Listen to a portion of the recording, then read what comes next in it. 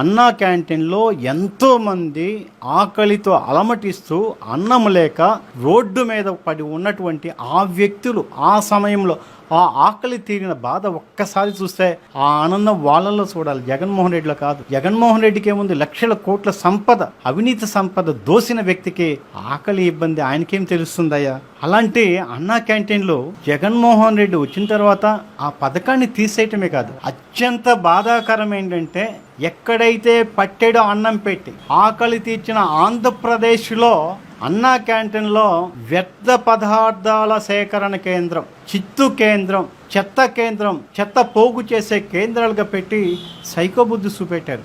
ఒక అన్నం పెట్టిన కేంద్రం కదా, ఒక కడుపు నింపిన కేంద్రం కదా, కొంతమంది లేని వాడికైనా ఆహారం నింపిన ప్రాంతం కదా అక్కడ.